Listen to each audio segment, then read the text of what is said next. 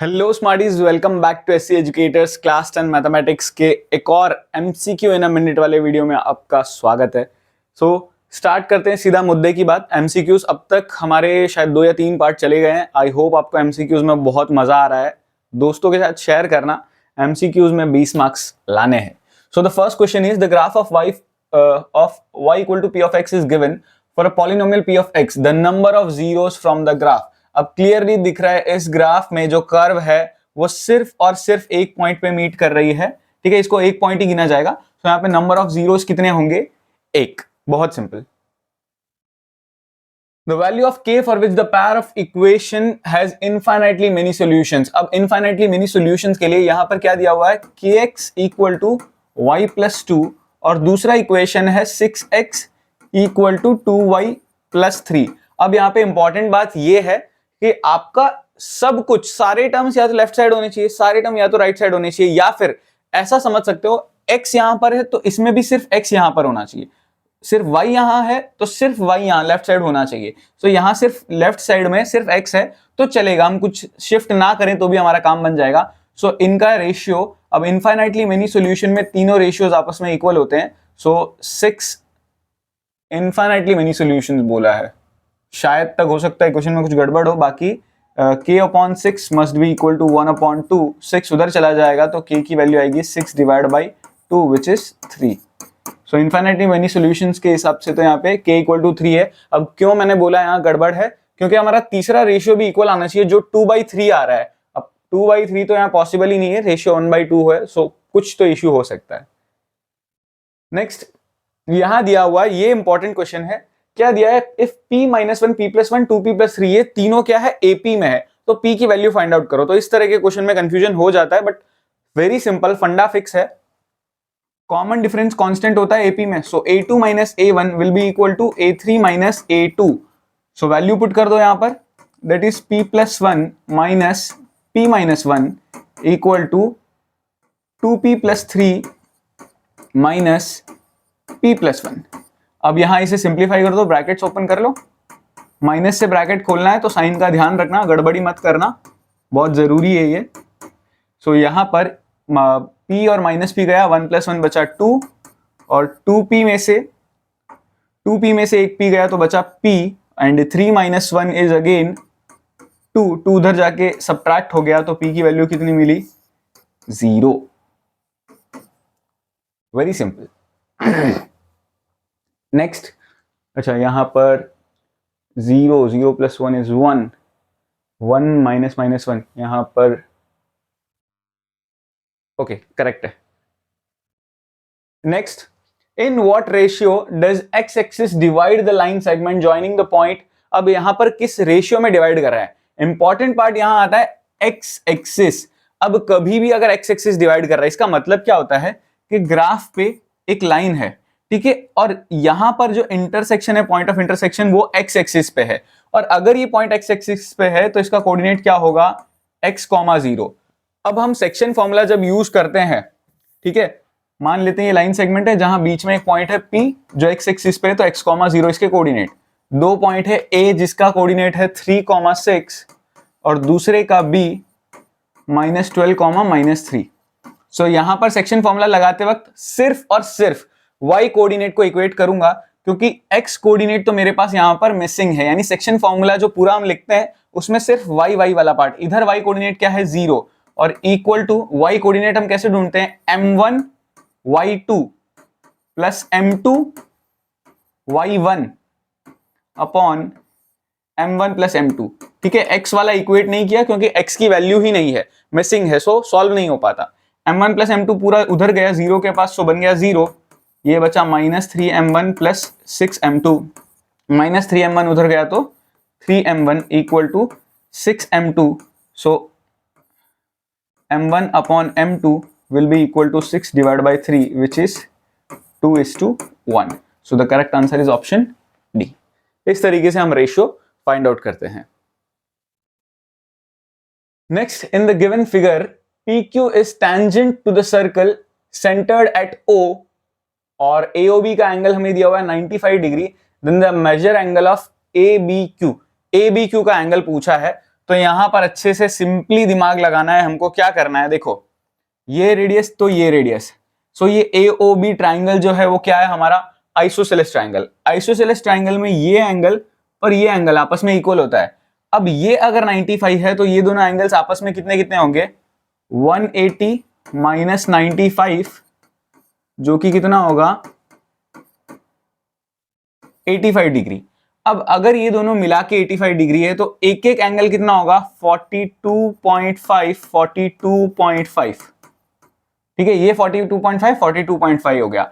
अब ये जो बाकी का एंगल है वो कितना होगा, ये पूरा एंगल होता है 90 में से ये 42.5 हमको सब्ट्रैक्ट करना है एक तरीके से। सो 90 माइनस 42.5 कितना होता है 47.5 degree. So the correct answer is option ए। इस तरीके से हमें ये फाइंड आउट करना था। थोड़ा लॉजिक थोड़ा दिमाग लगाना ही पड़ेगा। बेसिक एंगल सम प्रॉपर्टी लगाई, एंगल सम प्रॉपर्टी से ये एंगल 42.5 मिला, उसकी मदद से यहां पर ये पूरा 90 डिग्री होता है रेडियस और टेंजेंट। सो उस 90 में से 42.5 सब्ट्रैक्ट किया तो 47.5 आंसर मिल गया। Next 2 tan a equal to 3, then the value of 4 sin a plus 3 cos a upon 4 sin a minus 3 cos है cos a। देखो वैल्यू किसकी फाइंड आउट करनी है, 4 sin a plus 3 cos a, ठीक है, upon 4 sin a minus 3 cos a। इसकी value हमें find out करनी है। ठीक है, अब वैल्यू दी किसकी किसकी है, हमें यहाँ पे 2 tan a इक्वल टू 3 दिया हुआ है।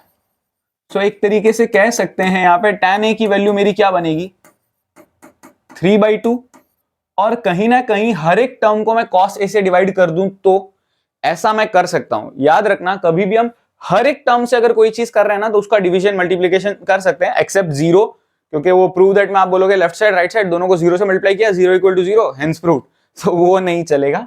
यहां पर क्या करेंगे हम सबको cos a से डिवाइड करते हैं तो ये बनेगा 4 tan a plus 3 upon 4 tan a minus 3। देखो cos a से डिवाइड किया तो साइन अपॉन cos tan बन गया, cos से डिवाइड किया cos cos कट गया, सिर्फ 3, सेम चीज डिनोमिनेटर में। अब वैल्यू पुट कर देते हैं, tan a कितना आया था हमारा 3/2, so plus 3 upon 4 into 3/2 minus 3।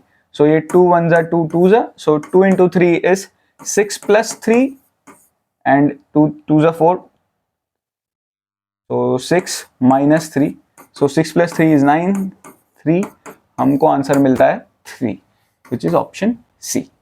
so 6 का करेक्ट आंसर है हमारा ऑप्शन C।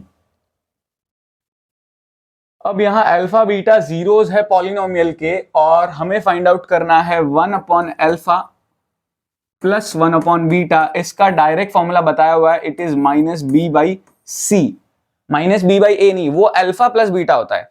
ये 1 upon alpha plus 1 upon beta है, तो इसका formula minus B by C. ये मत सोचना एनसीईआरटी में तो ये फॉर्मूला दिया ही नहीं है, आपको ये लॉजिक लगाना पड़ेगा। इधर एलसीएम लेते हो तो ये बनता है alpha plus beta upon alpha beta, और यहां minus B by A minus B और सी बाई ए पुट करते हो तो ये मिलता है। अब यहां पर माइनस बी की वैल्यू कितनी, एक्स का कोएफिशिएंट तो 1 है, सी की वैल्यू कितनी है -1, -1 -1 माइनस माइनस कैंसिल हो गया, 1 अपॉन 1 तो 1 होता है, which is option A. Interesting question था, काफी सिंपल। The least positive value of k for which the quadratic equation has rational roots. ठीक है, रेशनल रूट्स होने चाहिए। सो क्या पॉजिटिव वैल्यू होगी quadratic equation, that is 2x square plus kx minus 4। So rational होने के लिए देखो पहले तो बी स्क्वायर माइनस 4ac की वैल्यू फाइंड आउट करते हैं। बी स्क्वायर मतलब क्या हो गया k स्क्वायर माइनस 4 इंटू ए की वैल्यू क्या है 2, सी की वैल्यू क्या है ये, सो k स्क्वायर यहां पे हो जाएगा प्लस 32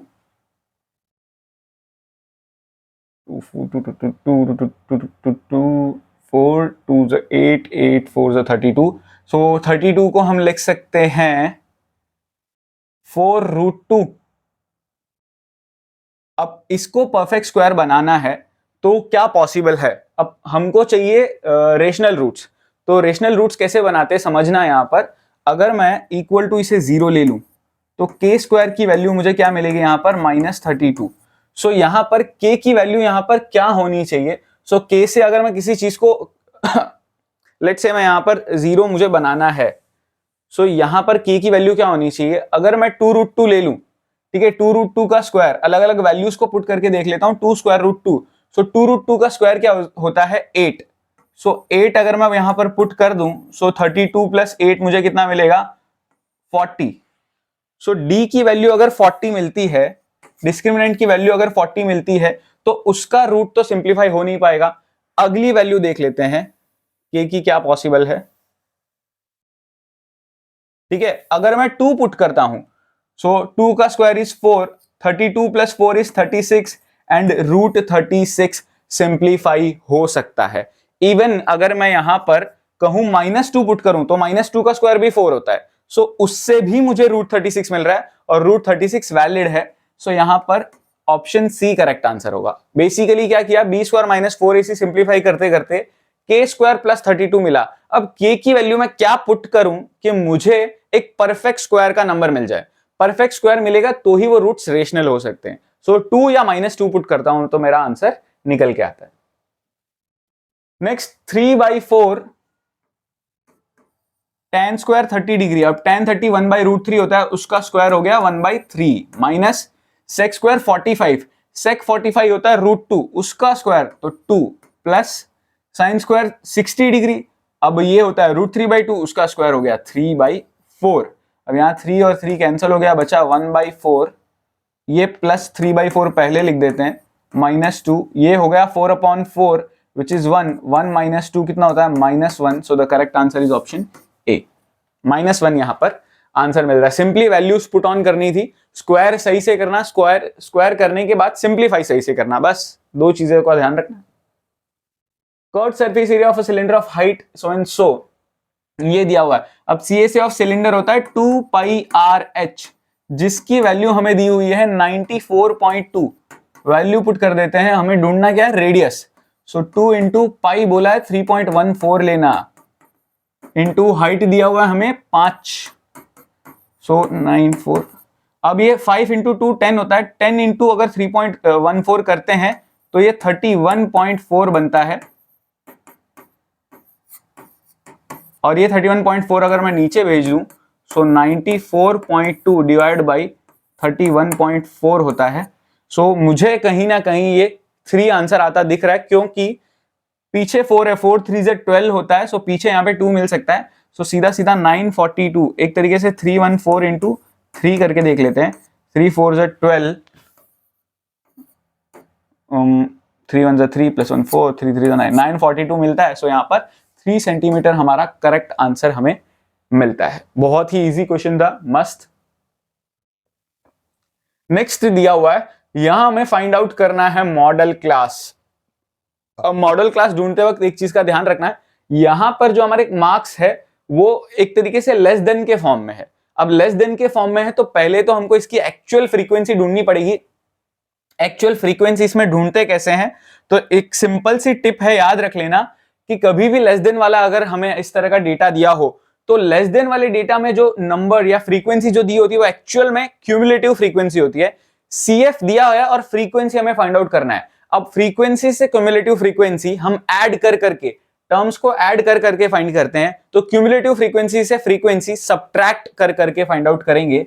दैट इज सबसे पहला टर्म तो सेम टू सेम यहां मैं लिख रहा हूं, सो 3, फिर 12 माइनस 3 इज 9, 27 माइनस 12 इज 15, ठीक है, 57 माइनस 27 कितना हो जाएगा यहां पर 330।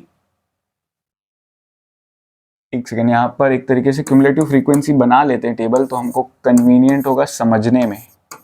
27, 57, 75 और 80। अब अगर फ्रीक्वेंसी फाइंड आउट करना है, पहला तो सेम टू सेम होता है 12 माइनस 3 इज 9, 27 माइनस 12 इज 15, अब 3 प्लस 9 12 यस, ये हो जाता है 30 एंड देन ये होता है हमारा 55 होता है तो 20 18, ठीक है, और 80 ये होता है 5। सो यहां पर अगर ध्यान से देखा जाए तो सबसे बड़ी फ्रीक्वेंसी की वैल्यू मिलती है हमें 30, और वो first, second, third, fourth class interval में मिलती है, दैट इज 1 2 3 4। अब ये फोर्थ क्लास इंटरवल है 30 to 40 के बीच में, so the correct answer is C. अब फोर्थ क्लास इंटरवल 30 to 40 कैसे, लेस देन 10 मतलब 0 से 10, लेस देन 20 इसको हम कन्वर्ट करते हैं जब सब्ट्रैक्ट करते हैं तो 10 to 20, फिर 20 to 30, 30 to 40। So the correct answer is 30 to 40। काफी काफी इंटरेस्टिंग क्वेश्चन था, जरूर से दोबारा देखना। Next, CSA of cone having height and radius. So cone का हाइट हमें कितना दिया हुआ है 24, रेडियस दिया हुआ है यहां पर 7। स्लैंट हाइट पाइथागोरस थ्योरम से, या फिर वो स्लैंट हाइट का जो फॉर्मूला है L is equal to under root R square plus H square, इसकी मदद से आप फाइंड आउट करोगे तो मिलेगा 25 सेंटीमीटर। अब CSA जो है कोन का वो होता है पाई आर एल। सो पाई की वैल्यू 22/7, रेडियस तो 7 दिया ही है, स्लैंट हाइट हमारा 25 निकल के आता है। सो यहाँ 7 7 कैंसिल हो गया, हमको मिला 22 into 25 which is 220, 440, 550। So 550 centimetre square हमारा करेक्ट आंसर है। Next, the distance between the points. ठीक है, पॉइंट्स क्या है 0,2√5 और दूसरा पॉइंट है -2√5, 0। इन दोनों का स्क्वायर रूट ढूंढना है। 0 प्लस 2√5 का स्क्वायर प्लस 2√5 माइनस 0 का स्क्वायर, ये पूरा अंडर रूट में। क्या किया है, सिर्फ डिस्टेंस फॉर्मूला लगाया, दैट्स इट। अब 2√5 बचता है, उसका स्क्वायर अगर हम करते हैं तो ये बनता है 20। सेम इधर भी 2√5 बचता है तो इसका स्क्वायर भी 20 है, अंडर रूट। सो यहां पर एक तरीके से हमको ये क्या मिला, √40 को अगर सिंप्लीफाई करना है, सो इट इज सिंपली 4 10 या फिर 220, 210, 2551। सो 2 to the 4, 4 ही बाहर निकलता है, 4√10 हमारा आंसर निकल के आता है which is this. Easy question, सिर्फ डिस्टेंस फॉर्मूला लगाना था। Next is which of the following is a quadratic polynomial having zeros. अब जीरोस ये है, हमें ऐसा दिया हुआ है। सो जीरोस हमारे क्या है, -2/3 एंड 2/3। अब अगर ये मेरे जीरोस है तो इनका सम जो है वो क्या होगा, 2/3 -2/3 प्लस 2/3, ये तो कट गया, मिल गया 0। और इनका जो प्रोडक्ट है वो क्या मिलेगा, -2/3 इंटू 2/3 विच विल बी -4/9। तो अब मेरा पॉलिनोमियल क्या बनता है, x² minus sum of 0 is 0 plus product of 0 is -4/9। सो यहां पर ये मिलेगा x², ये तो उड़ गया, ये टर्म का कोई मतलब ही नहीं है क्योंकि 0 है, -4/9। सो पॉलिनोमियल विल बी x² -4/9। ये कहां है ऑप्शन, एलसीएम ले लेते हैं। सो 9x² - 4 अलग से हमारा 9 है। सो 9x² - 4 या तो फिर हमको दिखना चाहिए जो कि ऑप्शन डी में। अब हो सकता है आपके दिमाग में यहाँ 5 है, यहाँ 1/9 है, तो ऐसे कैसे। तो कॉमन में बाहर कोई टर्म हो, कुछ भी हो, कोई फर्क नहीं पड़ता, आपका ब्रैकेट जो है वो सेम टू सेम होना चाहिए। सो the correct answer is option D. Next, if the value of each observation of a statistical data is increased by 3, the mean of the data। अब देखो हर एक वैल्यू को अगर मैं 3 से बढ़ा दूं, ठीक है, तो इंपैक्ट क्या पड़ेगा, +3 +3 +3 करता जाऊं तो 3 एक कॉमन ही ले लेता हूं, इंक्रीजेस बाई 3 n। यहां पर एक छोटा सा एग्जांपल लेके समझते हैं। मान लेते हैं 5 वैल्यू है, 1 2 3 4 5, ठीक है। सो यहां पर अगर मैं सबको ऐड करूं तो 3 3 6 6 4 10 5 15, तो मीन जो है हमारे को क्या मिलेगा, 15 divide by number of terms is 5 which is 3। आप चाहो तो हर एक इस तरह के क्वेश्चन में एक छोटा सा एग्जांपल, बड़ा वैल्यू नहीं, छोटा एग्जांपल लेके देख सकते हो। अब हर एक को ऑब्जर्वेशन को अगर मैं 3 से बढ़ा दूं तो ये बन जाएगा 1 + 3 is 4, 2 + 3 is 5, 3 + 3 6 7 एंड 8। अब अगर मैं इसको ऐड करूं तो मुझे क्या मिलेगा, 6 and 4 10 15 15 और ये हो जाएगा 8 7 30, सो 30 डिवाइड बाई 5 विच इज 6। तो नया मीन अगर ध्यान से देखा जाए तो कितना बढ़ गया, increases by 3। So the correct answer is option B. Simply आप समझ सकते हो, पहले मीन 3 था, अब 6 हो गया, तो 3 से बढ़ गया ना mean. Next, probability of happening of an event is denoted by P and probability of not happening of that event is denoted by Q. Relation between P and Q बहुत सिंपल, किसी भी चीज की होने की प्रोबेबिलिटी प्लस ना होने की प्रोबेबिलिटी हमेशा 1 होती है। So the correct answer is option ए। ये मैंने पिछले एमसीक्यूज में भी, पिछले वीडियोस में भी बताया ही होगा, बहुत सिंपल सा क्वेश्चन है। A girl calculates that the probability of her winning the first prize in a lottery is 0.08. If 6,000 tickets are sold, how many tickets has she bought? अगर टोटल 6,000 टिकट्स बिकी है तो बहुत सिंपल है, 0.08 into कर दो number of ticket से, सीधा मल्टीप्लीकेशन कर दो। सो 8 डिवाइड बाई 100 कर देता हूँ, डेसिमल हटा देता हूँ। सो यहाँ पर 2 शून्य चले गए हमारे, बचा 8 into 60 which is 480। So 480 tickets उसने खरीदी है। बाप रे, बहुत सारी टिकट्स है, बट ठीक है, प्रैक्टिकल तो है नहीं, है सिर्फ न्यूमेरिकल की बात है। सो 480 टिकट्स उसने खरीदी है। Next, in a group of 20 people 5 can't swim, if one person is selected at random then the probability that he or she can swim, अगर 5 नहीं तैर सकते तो कितने स्विम कर सकते हैं, 15।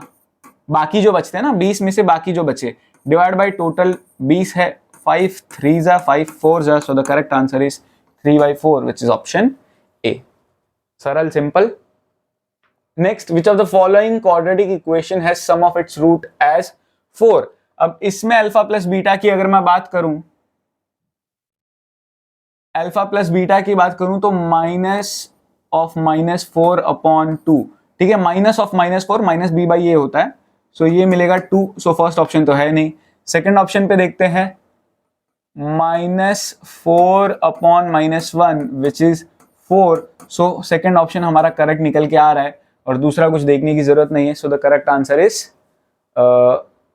और भी एक बार नहीं, सेकंड ऑप्शन ही करेक्ट है। सो ऑप्शन बी। सिंपली क्या करना था, सम ऑफ रूट्स देखना था, किसमें 4 मिलता है हमें। Next, what is the length of the arc of the sector of a circle with radius 14 centimetre and central angle भी हमें बोला है कुछ। सो हमें क्या ढूंढना है, लेंथ ऑफ आर्क। अब लेंथ ऑफ आर्क होता है θ/360 इंटू 2πr। थीटा की वैल्यू दी हुई है 90 डिग्री, 2 इंटू पाई कुछ बोला नहीं है, सो 22/7 ले लेंगे। रेडियस हमें दिया हुआ है 14। सो ये 0, 9 1 जा 9, 4 जा 36, 2 1 जा 2 2 जा 2 1 जा अगेन 2 11 जा 7 1 जा 7 2 जा 11 और 2 बचा विच इज 22। सो 22 सेंटीमीटर हमारा लेंथ ऑफ आर्क निकल के आता है। Next, if triangle ABC triangle PQR with A 32 I guess degree होना चाहिए, 65 degree, then the major of angle B. So again very easy, A B C एक triangle है, P Q R एक triangle है जो आपस में सिमिलर है, और ए 32 डिग्री है, हमारा आर 65 है। अगर आर 65 है तो हमारा सी भी 65 डिग्री होगा, और हमें मेजर एंगल बी की वैल्यू पूछी है। So B is very simple, 32 plus 62 कितना हो जाएगा हमारा 97, और अगर ये 97 है तो 83 डिग्री बचता है हमारा angle B. Angle sum property लगाई है, ये 65 तो करस्पॉन्डिंग पार्ट्स जो होते हैं सिमिलर ट्राइंगल्स के, वो करस्पॉन्डिंग एंगल्स वो इक्वल होते हैं। ये 65 तो ये 65, और एंगल सम प्रॉपर्टी लगा कि ये तीसरा एंगल हमने बस फाइंड आउट किया है, 97 ही होता है ना। हाँ, सो 83 डिग्री हमारा correct answer. If P and Q are natural numbers, P is the multiple of Q, then what is the HCF of P and Q? P is multiple of Q, यानी Q into something something करो तो P हमें मिलता है। So logically समझना, Q को किसी चीज से मल्टीपल करूं तो मिलता है, ठीक है। Q, P is the multiple of Q, तो यहां पर छोटा नंबर हमेशा HCF होता है। अब Q छोटा होगा तभी तो उसको किसी से मल्टीप्लाई करके हमको P मिलेगा। So Q will be our HCF। P is multiple of Q, English समझने की कोशिश करना यहाँ पे। P is multiple of Q मतलब Q के टेबल में P आता है। सो Q के टेबल में आता है तो Q एक छोटा नंबर होगा और छोटा नंबर यहां पर हमेशा HCF होता है। The coordinates of the vertex A of the rectangle ABCD whose three vertices are so and so are, so क्या करना है हमें, सिंपली हमें ABCD, अब B हमारा एक तरीके से यहां पर है, ठीक है, कैसे पता चला, ओरिजिन पे है इसलिए, सो ये 0,0 है, C है हमारा x एक्सिस पे, सो 3,0, D है हमारा 0,4, तो अगर ये 4 की ऊंचाई पे है तो ये भी 4 की ऊंचाई पे होगा, D भी हमारा 4 की ऊंचाई पे होगा, एक सेकेंड, D तो ये है ना, सॉरी A भी हमारा 4 की ऊंचाई पे होगा, ये होगा हमारा 0,4, सो 0,4 इज सिंपली ऑप्शन, सॉरी 0,4 ही होना चाहिए यार, 0,4 तो ये हुआ 3, अच्छा 0,4 यहां नहीं आएगा, दैट मीन्स यहां पर ABCD whose three vertices B C and D, B C, अच्छा D यहां पर कहीं और है, 0,4 तो ये होगा, 0,4 अगर ये होगा तो यहां हमारा A कोऑर्डिनेट होना चाहिए, ये तो जिगजैग हो रहा है, वैसे ABCD फिर बनेगा नहीं क्योंकि A यहां, B यहां, C यहां, D यहां, सो फिर भी हम स्टिल देख लेते हैं A के कोऑर्डिनेट्स उस लॉजिक से, तो 3,4 यहां बनने चाहिए विच is option C, but triangle फिर रेक्टेंगल फिर ABCD नहीं होगा, यहां पर ACBD होगा या फिर ADBC ऐसा कुछ होगा, लगभग तो ये गड़बड़ होनी चाहिए, फिर भी आपको कुछ अलग लगता हो तो कमेंट बॉक्स में जरूर बताना। If the pair of equations represent coincident lines क्या होती है, जिसके इनफाइनाइट सॉल्यूशन होती है, दोनों लाइंस एक दूसरे के ऊपर ही है, यानी ग्राफ पे प्लॉट करते हैं तो ग्राफ पे एक ही लाइन होती है, यही है, और इसके ऊपर ही दूसरी लाइन है, तो वैल्यू ऑफ R पूछा है, सो इनफाइनाइटली मेनी सॉल्यूशंस में तीनों रेशियोज आपस में इक्वल होते हैं, यानी 3/6 will be equal to -1/-R, तीसरा रेशियो भी इक्वल होगा, वो देखने की जरूरत नहीं है, माइनस माइनस कैंसिल हो गया, 3 1 जा 3 2 जा, क्रॉस मल्टीप्लाई करूं तो R will be equal to 2 which is option D, that's it, easy question. A bag contains 100 cards numbered 1 to 100, अब 1 से लेके 100 तक कार्ड्स है, a card is drawn at random from the bag, what is the probability that the number on the card is a perfect cube, ठीक है, perfect cube होने की probability क्या है, तो परफेक्ट क्यूब 100 से नीचे कहां तक आता है, देखो 1 का क्यूब 1, 2 का क्यूब 8, 3 का क्यूब 27, 4 का क्यूब 64, 5 का क्यूब 100 से बड़ा हो जाता है, 5 का क्यूब 125 होता है, सो ये हमें काउंट नहीं करना, ये हमें 1 2 3 4 नंबर्स काउंट करने हैं, 4/100 which is 1/25 which is option C। Interesting question था, ध्यान से समझने की कोशिश करना, क्यूब 4 ही होते हैं 100 से छोटे, और so favourable outcome upon total outcome लगाया और आंसर मिल गया। The pair of equation graphically represent lines with which are actual में इंटरसेक्टिंग ही होंगे, बट कैसे, देखो मान लेता हूं यहां कहीं पे x इक्वल टू a है, सो यहां कहीं पे अगर x इक्वल टू a है तो ऐसी कुछ लाइन बनेगी, यहां कहीं पे y इक्वल टू b है, सो यहां पर इसकी इक्वेशन की लाइन कुछ ऐसी बनेगी, दोनों यहां मीट कर रहे हैं, जो पॉइंट होगा हमारा a, b which is option D। काफी इंटरेस्टिंग था, तो इसको समझो, खाली ग्राफ पे बेसिक प्लॉटिंग से भी आप आइडिया लगा सकते हो, जरूरी नहीं है ये ऐसा दिमाग में ही करना है, छोटा सा रफ फिगर आराम से सप्लीमेंट्री के पीछे बना के देख लो, आपको आंसर डेफिनेटली मिल जाएगा। If one zero of the polynomial is reciprocal of the other, very interesting term, ये टर्म देखते ही दो चीज दिमाग में घंटी बजनी चाहिए, 1 zeros are alpha and 1 upon alpha, second use product of zeros हमेशा, ठीक है, प्रोडक्ट ऑफ जीरोस अगर यूज करना है तो अल्फा इंटू बीटा, बीटा नहीं है यहाँ पे, 1 अपॉन अल्फा है, प्रोडक्ट ऑफ जीरो होता है C/A, ये और ये कट गया, बचा 1 C, यानी हमारा थर्ड टर्म है ये पूरा, दैट इज -k-2, यस, ये माइनस का साइन ध्यान रखना, गड़बड़ हो सकती है, डिवाइड बाई a है अपना 6 उधर चला गया, 6 इक्वल टू -k+2 माइनस के उधर भेज देते हैं, 6 को इधर भेज देते हैं, 2 - 6 is -4 which is option A. Interesting question once अगेन। Next, what is the total surface area of a solid hemisphere of diameter d। ठीक है, डायामीटर के फॉर्म में लिखना है। So diameter is simply radius का डबल, ठीक है, ट्वाइस द रेडियस। तो रेडियस को एक तरीके से हम ये भी समझ सकते हैं ना, हमको पता ही है डायामीटर का आधा। तो अब total surface area of solid hemisphere क्या होता है, 3πr²। सो 3π रेडियस की जगह हम पुट कर सकते हैं d/2 का स्क्वायर। सो ये बन के आता है हमारा 3πd² और नीचे 2 का square is 4। So 3/4πd² which is option D. So option D is the correct answer. बहुत ही इंटरेस्टिंग क्वेश्चन था। इसमें भी बच्चे घबरा जाते हैं, भाई ये फॉर्मूला तो ऐसा कुछ है ही नहीं, ये अतरंगी सी चीजें कैसे आ गई। सो इतना एक नॉमिनल सा काम तो आपको करना ही पड़ेगा। If 3 coins are tossed simultaneously, what is the probability of getting at most one tail? So 3 सिक्कों की पॉसिबिलिटीज क्या क्या है, तो पहले तो फटाफट वो लिख लेते हैं, head head head, head head tail, head tail head, tail head head. इनका ऑपोजिट कर देते हैं, that is tail tail tail, tail tail head, tail head tail और हेड टेल टेल। हमको चाहिए एट मोस्ट वन टेल, यानी ज्यादा से ज्यादा एक टेल होना चाहिए, उससे कम चलेगा। सो ज्यादा से ज्यादा एक टेल इसमें है, इसमें है, इसमें है, और एक से भी कम इसमें है, तो ये भी गिनना है। So total 4 possibilities. सो 4 / 8 1/2। अब देखो 4/8 वाला ऑप्शन ऑलरेडी एग्जिस्ट करता है, सो हम उसी पे ध्यान देंगे। सिंप्लीफाई तो करने की जरूरत ही नहीं थी, ऑप्शन में था ही नहीं। So option B is the correct answer.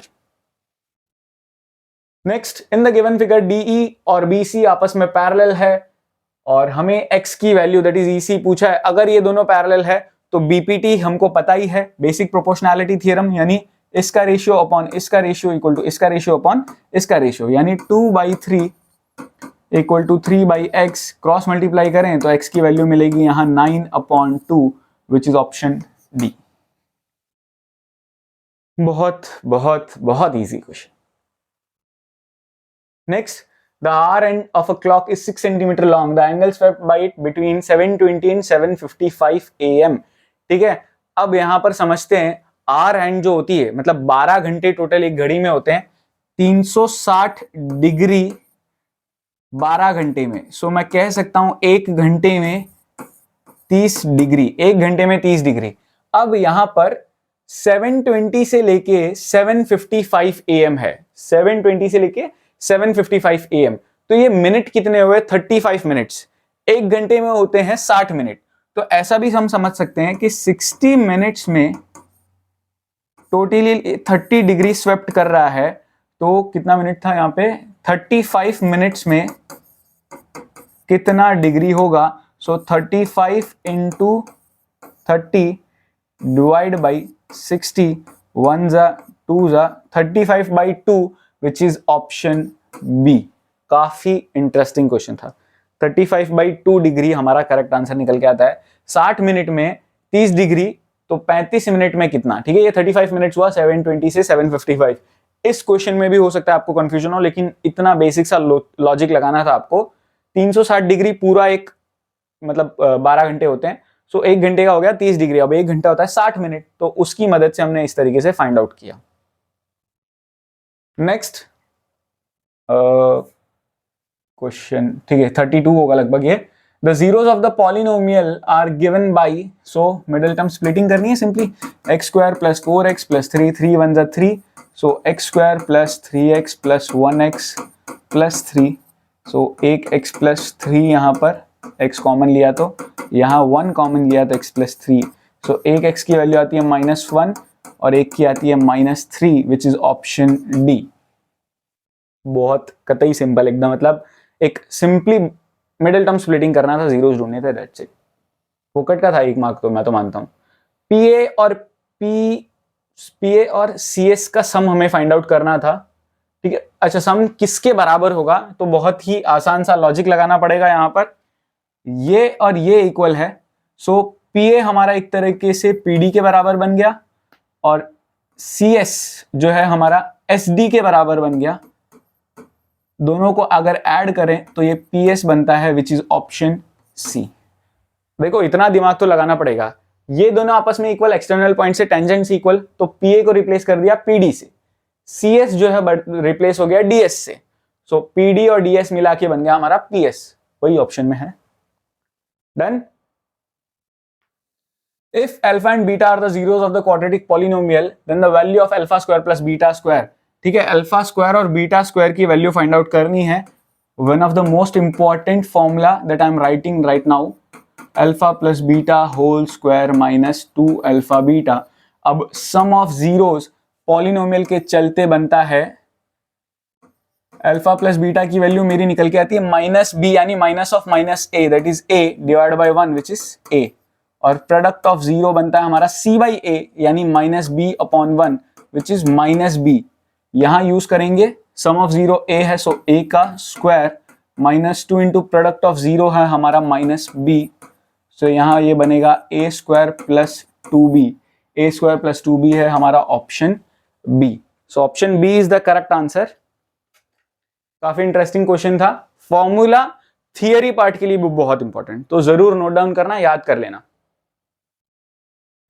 The area of the triangle formed by the line with the coordinate axis is, अब यहां पर अगर मैं x एक्सिस के साथ बात करूं तो x एक्सिस पे x कोऑर्डिनेट y कोऑर्डिनेट 0 हो गया, so x upon a will be equal to 1, so x की वैल्यू मिलेगी a। y एक्सिस पे x कोऑर्डिनेट 0 हो गया, so y upon b equal to 1, so y equal to b। अब XA YAB हमको जानना है area of the triangle formed, यानी कि यहां कहीं अगर B है, यहां कहीं पे A है, ठीक है, तो इसका एरिया हमें फाइंड आउट करना है। ये है हमारा A और ये है हमारा B, इसका एरिया जानना है, तो half into base into height which is AB का half, so the correct answer is option B. One of the most important question, काफी क्रिटिकल, काफी लॉजिकल और दिमाग लगाने वाला क्वेश्चन, समझने की यहां कोशिश करना। पहले तो कोऑर्डिनेट्स ढूंढे, कोऑर्डिनेट्स मिल गए, तो यहां पर एरिया ऑफ ट्राइंगल पूछा था, तो half into base into height किस तरीके से लगाया वो समझने की कोशिश करो। नाउ नेक्स्ट, दिस ओपी की लेंथ हमें फाइंड आउट करनी है। इस तरह का क्वेश्चन आ जाए तो समझ ही जाना, यहां पर कहीं ना कहीं सिमिलैरिटी लगने वाली है इन द गिवन फिगर। यहां पे सिमिलैरिटी का AB PQ कुछ दिया नहीं है, आई गेस पैरेलल लाइन है, यहाँ पे AB और PQ पैरेलल लाइन है। अगर AB PQ पैरेलल लाइन है तो ये दोनों ट्राइंगल सिमिलर हो जाएंगे बाई SAS समझो, या एंगल से समझो, एक्चुअल में एंगल से सिमिलर हो जाएंगे। सिमिलर हो जाएंगे तो पार्ट्स के रेशियो इक्वल, यानी OP upon OB will be equal to PQ upon AB। OP नहीं पता, OB 3 है, PQ 2 है, ये 6 है, सो OP की वैल्यू हो जाएगी 6 divide by 6 which is 1 centimetre. So the correct answer is option D, 1 centimetre. Again interesting question एक और। Next, the ratio of HCF to LCM of least composite number and the least prime number. Least composite number क्या होगा? सबसे पहले तो 4, least prime number है 2। इन दोनों का पहले तो HCF होगा 2, LCM होगा 4। दोनों का रेशियो अगर करें तो 2 डिवाइड बाई 4 विच इज 1:2। गड़बड़ कहां होने वाली पता है? खेल कैसे खेलेंगे? Least composite number 4, least prime number 2, इन्हीं दोनों का रेशियो ढूंढ लेंगे बच्चे, 2:1 लिख के आएंगे। गलत हो जाएगा, जो कि आंसर इज 1:2, क्योंकि HCF और LCM का रेशियो ढूंढना था, इन दोनों नंबर्स का नहीं, इन दोनों नंबर्स के HCF LCM का। Next, roots of the equation are, simply middle term splitting ही करना है अगेन आई गेस, प्लस देखो ये स्प्लिट हो सकता है 3x 5 2 10, सो 5x minus 2x, x common लिया, x प्लस 5 माइनस 2 कॉमन लिया, x प्लस 5, सो एक तो x की वैल्यू आएगी -5 और एक x की वैल्यू आएगी 2, सो 2 और -5 विच इज ऑप्शन ए। काफी सरल simple, again middle term splitting का एक और क्वेश्चन था। नेक्स्ट टर्म फाइंड आउट करना है, So next term is 6 4 this is actually root 6, this is actually 2 root 6, this is actually 3 root 6. So अगला टर्म होगा 4 रूट 6, जिसे अगर सिंप्लीफाई करना है 4 को अंदर भेज दो, अंदर अगर भेजेंगे तो ये बन जाएगा 16 इंटू 6 विच इज 6 6 36, बचा 3 6 1 6 रूट 96. इन सब पे प्रोबेबली स्क्वायर रूट आएगा जो मिसिंग है. सो रूट 96 हमारा करेक्ट आंसर निकल के आता है. काफी इंटरेस्टिंग क्वेश्चन था, मजा आ गया. Next, the distance between the point from x axis. बहुत इंपॉर्टेंट क्वेश्चन इसी साल, मतलब ऑफलाइन मैं जहां पढ़ाता हूं यहाँ पे, सो स्टडी सर्कल, ऑफलाइन में एक स्टूडेंट से ये बहुत क्रिटिकल गलती हो गई थी. डिस्टेंस फ्रॉम एक्स एक्सिस उसने 1 लिख दिया था. 2 चीजों का ध्यान रखना है. पहली बात, आंसर कभी नेगेटिव नहीं हो सकता, because distance can never be negative. ये आपने फिजिक्स में भी पढ़ा होगा. अब नेगेटिव तो नहीं होगा. अब याद रखना, फ्रॉम एक्स एक्सिस तो वाई कोऑर्डिनेट हमारा आंसर होगा. फ्रॉम वाई एक्सिस बोला होता तो एक्स कोऑर्डिनेट. याद रखना, सिंपल सी टिप है ये. डिस्टेंस की बात हो तो ही, लेकिन ऑलवेज डिस्टेंस, ये याद रखना. So distance from x axis बोला है तो वाई कोऑर्डिनेट देख लो 7. सो 7 हमारा करेक्ट आंसर है. आई होप समझ में आ गया होगा. बहुत इंपॉर्टेंट, मतलब इजी है बट लॉजिकल है काफी, तो ध्यान रखना. Next, what is the area of semi circle of diameter d. Area of semi circle होता क्या है? Half pi r square. Now half pi, radius हमारा होता है d/2, उसका square. So half pi d square by 4 multiply कर दो तो 1/8 पाई d स्क्वायर हमारा आंसर निकल के आता है, which is option C. Easy. Next, the empirical relation between the mode, median and mean.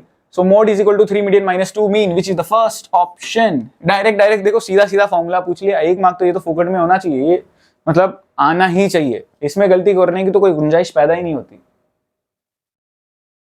The pair of linear equation represents 2 lines which are.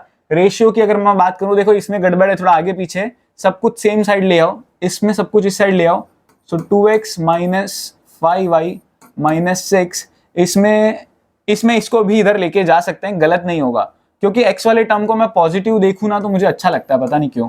अब ये 15y इधर आ गया तो माइनस 15y, और ये माइनस 18 इधर का इधर एग्जिस्ट करता है.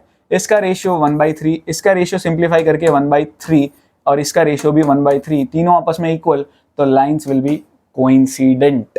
बहुत सरल, सिंपल, आसान. Next, alpha beta zeros of the polynomial.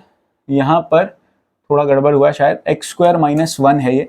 X square minus 1 अगर है तो इसमें हमें फाइंड आउट करना है जीरोस. सो एक्स स्क्वायर माइनस 1 को हम 1 स्क्वायर मान सकते हैं. This will be x plus 1, x minus 1. So x की वैल्यू या तो होगी -1 या तो होगी +1. सो यहाँ पर कुछ तो गड़बड़ हुआ है शायद. +-1 आंसर आना चाहिए. इसको मैं अगर मान के चलूँ ये +-1 है. सो +-1 हमारा करेक्ट आंसर. अच्छा, वेरी नाइस क्वेश्चन, ध्यान से समझना है. Value of alpha plus beta, यानी इन दोनों का sum -1 + 1, it is 0. So the correct answer is option D. Sum of zeros पूछा था, तो यहाँ पे सम ऑफ 0 तो -b/a हम डायरेक्ट भी बता सकते थे, क्योंकि बीच वाला टर्म एग्जिस्ट करना चाहिए, यहाँ पर एग्जिस्ट नहीं कर रहा. Next, if a pole 6 metre high cast, ये 6 मीटर हाई है, इसकी शैडो है 2√3 मीटर. ठीक है, हमें एंगल जानना होगा. ऐसे क्वेश्चन कई बार हमने किए हैं. सो tan थीटा हम लगाते हैं. सो O/A, 2 1 2 3 √3 1 √3. सो थीटा की वैल्यू निकल के आती है हमारी 60 डिग्री, क्योंकि tan मिला हमको √3, और √3 होता है 60 डिग्री पे. मैंने बताया भी, ये सन्स एलिवेशन वाले क्वेश्चन आते हैं ना, उसमें 99% क्वेश्चंस में 3 ही आंसर है, 30 डिग्री, 60 डिग्री और 45 डिग्री. अगर हाइट और शैडो की लेंथ इक्वल तो 45 डिग्री, और इस तरह के केस में 60 डिग्री, और तीसरा अलग क्वेश्चन आता है उसमें 30 degree. sec theta when expressed in terms of cot A is equal to, sec को अगर cot के फॉर्म में रिप्रेजेंट करना है तो उसका आसान सा तरीका है, sec स्क्वायर थीटा होता है 1 + tan स्क्वायर थीटा. ठीक है, और tan को cot में रिप्रेजेंट कर सकते हैं 1/cot स्क्वायर थीटा. ठीक है, tan और cot आपस में रेसिप्रोकल होते हैं, एलसीएम लिया तो ये बन गया cot square theta plus 1 upon cot square theta, और ये मिल रहा था हमें sec स्क्वायर थीटा। सिर्फ sec थीटा की अब अगर बात करूं तो यहाँ स्क्वायर रूट लगेगा, so it will become cot square theta plus 1 upon, इस पे अंडर रूट लगेगा तो सिर्फ cot थीटा बचेगा, ऊपर स्क्वायर रूट नीचे cot, so option C is the correct answer. Again easy question था। Next, two dice are thrown together, the probability of getting the difference of numbers on their upper face is equal to 3। Wow, काफी गजब का question है। Difference हमको कितना चाहिए? 3 का। 1 के केस में 1 1 1 2 1 3 1 4, ठीक है। 1 और 4 का डिफरेंस जो है मुझे कहीं ना कहीं, अब डिफरेंस का मतलब ये नहीं कि हमेशा दूसरा वाला नंबर माइनस पहला वाला नंबर, कोई भी दो को डिफरेंस 3 आना चाहिए। सो 1 4 हो गया। अब इसके अलावा मुझे तो कोई पैर दिख नहीं रहा है यहाँ पे, 1 5 नहीं होगा, 1 6 नहीं होगा। 2 के केस में 2 और 5 हो जाएगा, ठीक है, और कोई होगा नहीं। 3 के केस में 3 और 6 हो जाएगा। 4 के केस में 4 और 1 हो जाएगा। 5 के केस में 5 और 2 हो जाएगा। 6 के केस में 6 और 3 हो जाएगा। इसके अलावा तो कोई पैर दिख नहीं रहा। सो 6 फेवरेबल आउटकम्स, टोटल 36, 1/6 हमारी प्रोबेबिलिटी निकल के आएगी। मजेदार क्वेश्चन था, ऐसे हटके सोचना था इसमें। इन the given figure ABC QPR, ये आपस में सिमिलर है। ABC QPR, ठीक है, ABC और QPR। सो ये 2.5 आंसर आने वाला है, देख लेना। देखो, देखते ही पता चल गया मुझे। कैसे पता चला? इसको मैं थोड़ा सा टेढ़ा कर दूं, यानी ऐसा बना दूं, ABC, ठीक है, ABC QPR इस फॉर्मेट में बना दूं। अब हमें BC जो है वो 5 दिया हुआ है, ये दिया हुआ है 6, 6 का आधा हो रहा है 3, तो यहां भी 5 का आधा होगा, which is 2.5 centimetre. Basic similarity लगाया और कुछ नहीं, करस्पॉन्डिंग साइड्स के रेशियो से आराम से आप फाइंड आउट कर सकते हो। That's it. काफी इजी क्वेश्चन था। मैं तो सिंपल यही लॉजिक लगाता हूं, 6 का आधा बन रहा है 3। बस ये जरूर है कि आपको साइड पता होनी चाहिए, इसकी करस्पॉन्डिंग साइड ये है, इसकी करस्पॉन्डिंग साइड ये है, तो उसके लिए मैंने बस इसको टिल्ट करके ऐसे लिखा था। Next, the distance of the point from the origin.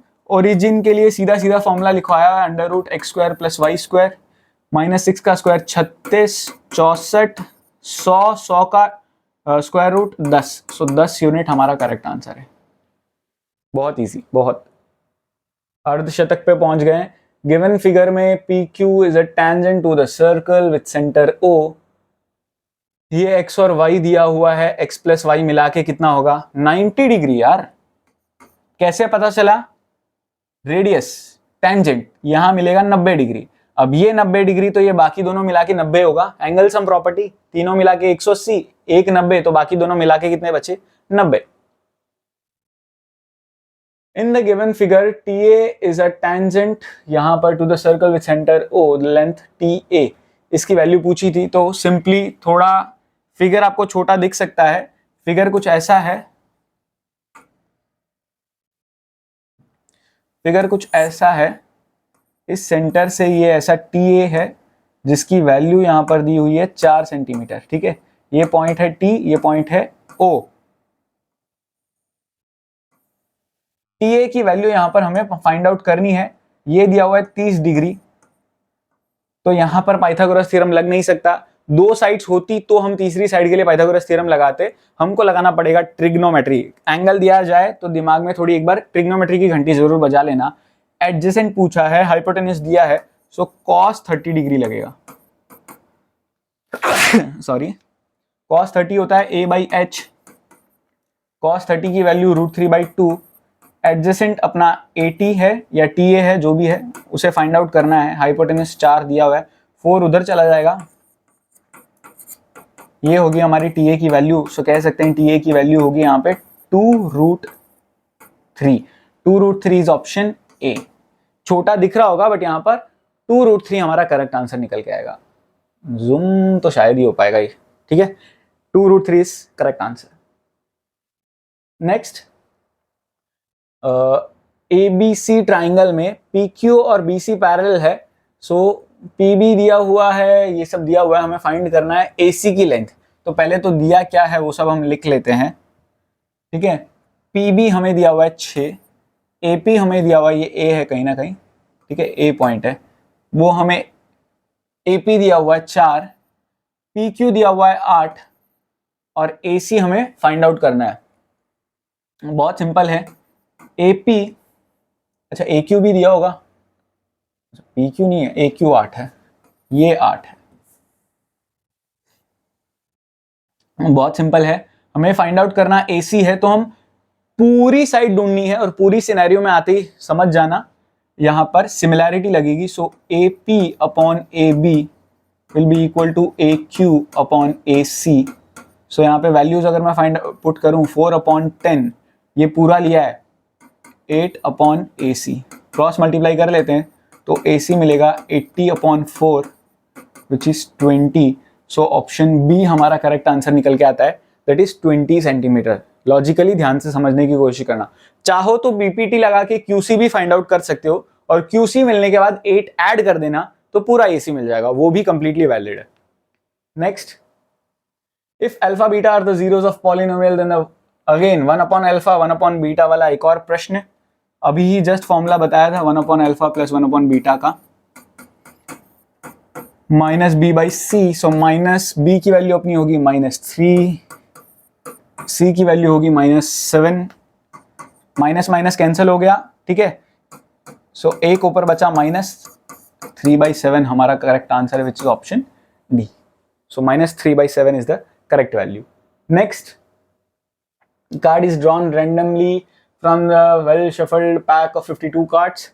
हमें जानना है नॉट एन एस, ये 1 इग्नोर करना, मार्क्स एक्चुअल में, ठीक है, इक्का नहीं होना चाहिए, एस नहीं होना चाहिए। अब एस होते कितने, 4, वो 4 पत्ते नहीं चाहिए तो बाकी बचे वो चाहिए, यानी कितने चाहिए 48 डिवाइड बाई 52। अब ये 4 से कैंसिल होता है, 4 1 2 4 1 3, सो 12/13 हमारा करेक्ट आंसर है which is option D. Very easy, done. Next, the number of polynomials having zeros. अब कभी भी नंबर ऑफ पॉलिनोमियल्स पूछ लिया ना तो इनफाइनाइट होते हैं, इनफाइनाइट का ऑप्शन है भी। सो क्योंकि बहुत सारे पॉलिनोमियल बना सकता हूं, कैसे, इन दोनों को लेकर पॉलिनोमियल बनाया और उसको किसी भी नंबर से मल्टीप्लाई कर दिया, एक और पॉलिनोमियल बन गया। और किसी भी नंबर मतलब कोई भी नंबर, इनफाइनाइट नंबर्स होते हैं, सो पॉलिनोमियल्स भी कितने होंगे, infinite. Next, pair of equations represent parallel lines, so a and b are integers if, तो बहुत सिंपल है, a upon 3 will be equal to 2 upon b। Parallel lines थी ना, तो पहले दो रेशियोज इक्वल, तो A B equal to 6, cross multiply किया है, देखो पहले दो रेशियोज इक्वल लिए, सिंप्लीफाई किया, ए बी 6 मिला जो कि ऑप्शन में ऑलरेडी है। That's it. Common difference of the AP whose nth term is given by so and so। an हमें मिल रहा है 3n plus 7 से, कॉमन डिफरेंस जानना है तो पहले तो फर्स्ट टर्म जान लेते हैं, 3 1 जा 3 plus 7 is 10, second term 2 put कर देते हैं, 3 2 6, 6 7 13, so common difference will be 13 minus 10 which is 3, option Bablu B. Next, यहां पर एक और सिमिलैरिटी यूज करने वाला क्वेश्चन, 2/3, नहीं 3 नहीं यूज करूंगा मैं, 2/2 + 3, ठीक है, equal to 4/x। So x will be, this is 2 + 3 which is 5, 5 उधर चला गया, so 20 divide by 2, so x की वैल्यू निकल के आती है 10, x ही ढूंढना था ना, यस, सो 10 हमारा ऑप्शन डी है। काफी अच्छा क्वेश्चन था, इजी क्वेश्चन था। Next, a quadratic equation whose roots are, देखो रूट्स जानने हैं और थोड़े अटपटे तो हैं, तो रूट्स का हम क्या करेंगे, सम ढूंढ लेते हैं पहले। तो सम क्या होगा, 2 + √3 + 2 - √3, ये सम में वैल्यू मिली 4। प्रोडक्ट, ठीक है, प्रोडक्ट जान लेते हैं, इट विल बी 2² - √3 का square.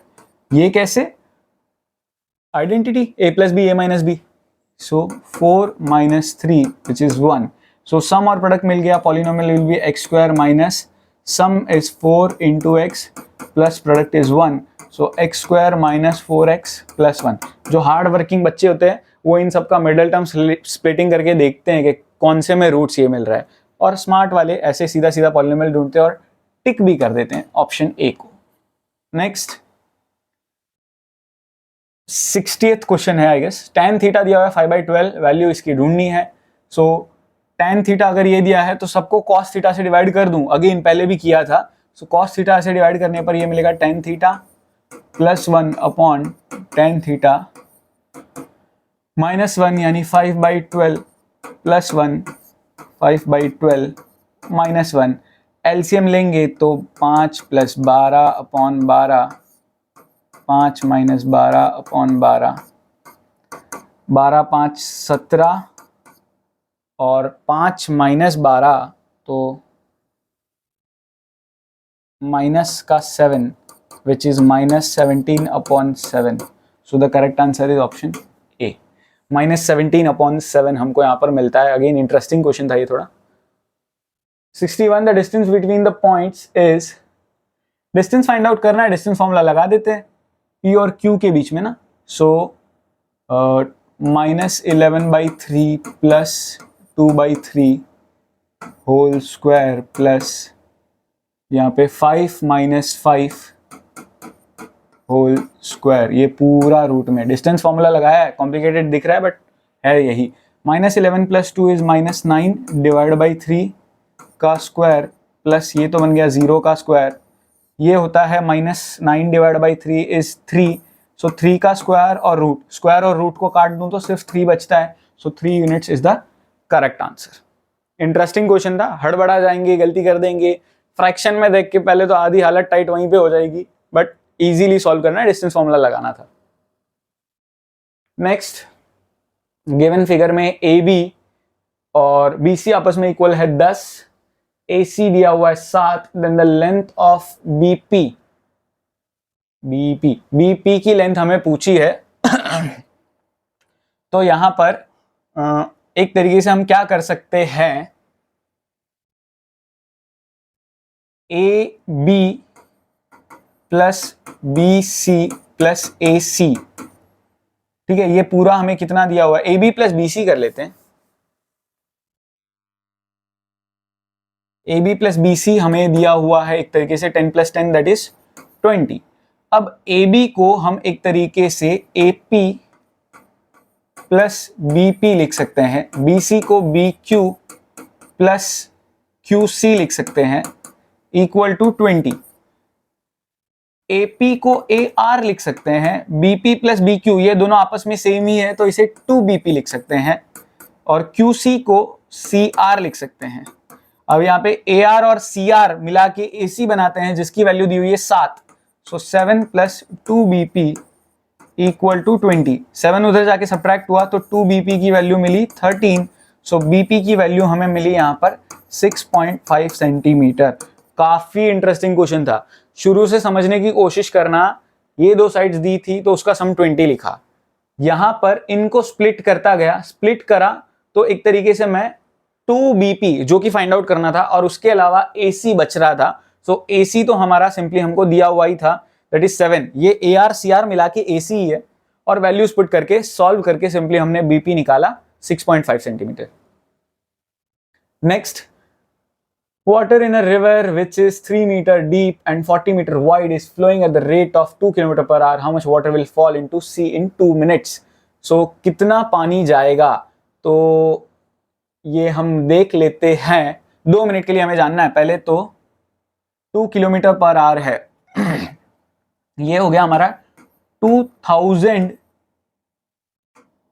Metre in 1 our. 1 our हो गया 60 मिनट्स। लॉजिकली समझना, 2000 मीटर भी हो गया और आर जो है उसको भी 60 मिनट लिख दिया। हमको चाहिए 2 मिनट, ठीक है ना, सिर्फ और सिर्फ 2 मिनट। सो ये कितना हो जाएगा, 2000 × 2 डिवाइड बाई 60। सो ये हो गया 0 0 कैंसिल, 2 1 ज़ा 2 3 ज़ा, ये मिलता है हमको 200/3। इसको फ्रैक्शन में ही छोड़ देंगे। ये हमको मिला है लेंथ। अब लेंथ इनटू ब्रेड्थ और डेप्थ सब कुछ हम मल्टीप्लाई करेंगे। सो हमको करेक्ट आंसर मिलता है। सो 3 3 कैंसिल हो गया, 4 2 8, 8000 मीटर क्यूब हमारा आंसर निकल के आता है। ये क्यूबॉइड का वॉल्यूम ढूंढा है और कुछ नहीं। सी क्यूबॉइड मान के चल रहे हैं हम, कुछ लेंथ है लंबी नदी, और डेप्थ है दैट इज हाइट मान लो, विड्थ है, दैट्स इट। ठीक है, काफी इंटरेस्टिंग क्वेश्चन था ये भी। Next, if the mean and median are so and so respectively, mode क्या होगा? सो मोड की फॉर्मूला तो हमको पता ही है, 3 mad, mad means median, minus 2 mean. होता नहीं है, मैं बस लिख रहा हूँ, आलसी हूँ थोड़ा सा, यहाँ पे मैथ्स को फटाफट कैलकुलेट करने में मजा आता है इसीलिए। अब यहाँ पर ये आएगा 15 माइनस 2 इंटू मीन, पहली value that is 12, so 15 3 is 45 minus 24 which is 21, which is option B। 21 हमारा मोड निकल के आता है। Next, in the given figure, figure ही मिसिंग है यार, कैसे करेंगे? A B is a tangent to the circle centred at O, करके देख लेते हैं फिर भी। ऐसा फिगर लग रहा है अब तक जो क्वेश्चन पढ़ा उससे। ए बी टेंजेंट है O A B, A B tangent है, लेकिन पॉइंट ऑफ कांटेक्ट क्या है? पॉइंट ऑफ कांटेक्ट गलत ले लिया तो गड़बड़ हो जाएगी। मान के चल रहा हूं ए बी ओ, यहां पर ओ ए बी 30 डिग्री है तो यहीं पे होगा ये 30 degree. Radius of the circle find out करना है। ओ ए दिया हुआ है 6, सो एक तरीके से हाइपोटेन्यूस दिया हुआ है और ऑपोजिट पूछा है, सो कहीं ना कहीं हम साइन 30 डिग्री लगाएंगे। ऑपोजिट यानी ओ बी अपॉन हाइपोटेन्यूस 6 दिया हुआ है, साइन 30 होता है 1/2, 6 उधर चला जाएगा तो ओ बी की वैल्यू हमारी निकल के आती है 3 centimetre, which is option A. Again ऐसे ही ट्रिग्नोमेट्री यूज करने वाला एक क्वेश्चन हमने किया था, वैसा ही एक क्वेश्चन है, इंटरेस्टिंग है काफी। नेक्स्ट, 2 tan 30 डिग्री, अब 2 इंटू tan 30 होता है 1/√3, पहले कर चुके हैं कई बार, ये सब एनसीईआरटी का ही है आई गेस। 1 प्लस 1/√3 का स्क्वायर इज 1/3, एलसीएम लेंगे, सो 2√3, एलसीएम लेने पर ये बनेगा 3 + 1 4 अपॉन 3, सो ये बनेगा 2/√3 इंटू 3/4, सो 2 1 जा 2 2 जा, √3 1 जा √3 जा, it becomes √3/2 which is sine 60 degree. NCERT का क्वेश्चन है डिट्टो। नेक्स्ट, ट्राइंगल एबीसी और ठीक है, triangle A B C, triangle D E F, इन दोनों में A B upon D E और B C upon F D, ओ हो एफ डी, ठीक है ना, ये और ये आपस में रेशियो में। Which of the following makes two angle similar? इन दोनों के बीच में कौन सा एंगल है? बी। इन दोनों के बीच में एंगल कौन सा है? डी। तो बी और डी को आपस में इक्वल होना पड़ेगा, विच इज ऑप्शन बी। खेल खेला जा सकता है भैया, बी एंगल ई बच्चे टिक कर सकते हैं, बी और ई या फिर डी और A, but correct answer is B and D. Next, the 11th term of the AP is A11 A + 10D। First term अपना है 10, कॉमन डिफरेंस है -3, सो 10 - 30 - 20 है। अगेन कुछ झोलमाल, शायद साइन का गड़बड़ हो सकता है, यहाँ माइनस माइनस साइन होने चाहिए। एक बार माइनस लेके चलता हूं, अगर माइनस लेके चलूं तो हमारा a बनेगा -10 और कॉमन डिफरेंस होगा यहाँ पर प्लस का 3, so it becomes -10 + 30, it still becomes 20। सो यहाँ पर कुछ तो झोलमाल है, मुझे तो गड़बड़ लग रही। अच्छा, जोश जोश में होश नहीं खोना चाहिए। फ्रॉम द एंड बोला है, फ्रॉम द एंड, पीछे से हमें जानना है। तो पीछे से अगर जानना है तो लास्ट टर्म हमारा फर्स्ट टर्म बन जाएगा, ठीक है। पीछे से जानना है तो उल्टा हो जाता है, last term that is 62 first term, और कॉमन डिफरेंस अगर आगे से माइनस में है तो पीछे से प्लस में होना चाहिए। अगेन मेरे को पता नहीं, ऐसे धक धक हो रहा है, यहाँ पे माइनस का साइन होगा, माइनस का साइन होगा तो अगर यहाँ से पॉजिटिव मिल रहा है कॉमन डिफरेंस, यहाँ से पॉजिटिव मिल रहा है, कैसे? -7 माइनस +10 विच इज 3, तो पीछे से माइनस में होगा, that is -3, so 62 - 30 which is 32 -32 आ रहा है यार, कुछ तो गड़बड़ है अगेन, कुछ तो साइन का गड़बड़ क्वेश्चन में लगभग हाई चांसेस है, क्योंकि ये भी पॉजिटिव है, छोटा होता जा रहा है, इधर भी पॉजिटिव मिल रहा है, सो कुछ तो यहाँ पर गड़बड़ होना चाहिए मेरे हिसाब से। कोई नहीं, next. Two coins are toss together, the probability of getting at least one tail, कम से कम एक टेल मिलना चाहिए। अब एटलीस्ट मतलब इससे ज्यादा चलेगा। सो यहाँ पर एक टेल इसमें भी मिल रहा है, इसमें भी मिल रहा है, इसमें एक से ज्यादा मिल रहा है, वो भी चलेगा। सो 3/4 हमारा करेक्ट आंसर आता है, विच इज ऑप्शन सी। बहुत इंटरेस्टिंग क्वेश्चन था ये भी। नेक्स्ट, ऐसा कुछ अतरंगी सा फिगर दिया हुआ है और BAO यानी ये वाला एंगल हमें फाइंड आउट करने के लिए बोला है। एक्चुअल में बहुत इजी क्वेश्चन है, सिंपल सा लॉजिक लगाना है। क्या करना है यहाँ पे, ये है अपना 90, ये 120 है, तो ये बाकी बचा स्ट्रेट एंगल लीनियर पेयर, उससे मिलता है हमको 60, ये 60, तो एंगल सम प्रॉपर्टी से ये मिलेगा 30, ये 30 तो ये भी 30, दोनों आपस में इक्वल होते हैं। ठीक है, 130 नहीं लिखा है वो, ये मिलेगा, ये भी 30 डिग्री मिलेगा। सो the correct answer is option ए। ठीक है, 30 डिग्री एंगल सम प्रॉपर्टी, ऐसे बस एंगल्स के साथ खेलते खेलते हम अपने नतीजे पे पहुंच गए। Next, which of the following numbers can not be the probability of happening of an event, क्या नहीं हो सकता, तो मुझे तो देख के ही पता चल गया ऑप्शन बी नहीं हो सकता। ऑप्शन बी क्यों नहीं हो सकता, क्योंकि 7 डिवाइड बाई 0.01, पॉइंट हटाऊं तो ऊपर बन जाएगा 700/1, 700 प्रोबेबिलिटी। भैया एक से बड़ा भी नहीं हो सकता प्रोबेबिलिटी, तो 700 तो कहां की बात है। So the correct answer is option B. ठीक है, लेफ्टी हूं। Next, if every term of the statistical data consisting of n terms is decreased by 2, then the mean of the data. अभी हमने इस तरह का क्वेश्चन देखा था जिसमें इंक्रीज बाय 2 था, तो मीन पे इंक्रीज बाय 3 था, तो मीन पे असर क्या पड़ा, मीन भी 3 से बढ़ गया।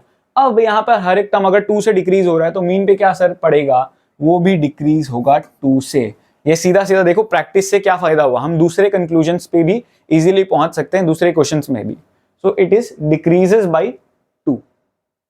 That's it, done. 72 MCQs की एक और वीडियो हमारी कंप्लीट होती है। आई होप मजेदार चल रहा है प्रैक्टिस एकदम। MCQs में यार 20 तो लाने ही लाने हैं, आगे आगे देखो होता है कि अब हमें एक और वीडियो हमारी जल्दी आने वाली, दैट इज असर्शन रीजन। उसमें भी काफी कंफ्यूजन होता है, खास करके ऑप्शन ए एंड बी, उसमें टिप्स ट्रिक्स के साथ साथ असर्शन रीजन पूरा क्लियर करवाऊंगा। आई होप आपको आज सब कुछ समझ में आया होगा। Thank you so much for watching, मिलते हैं नेक्स्ट वीडियो में।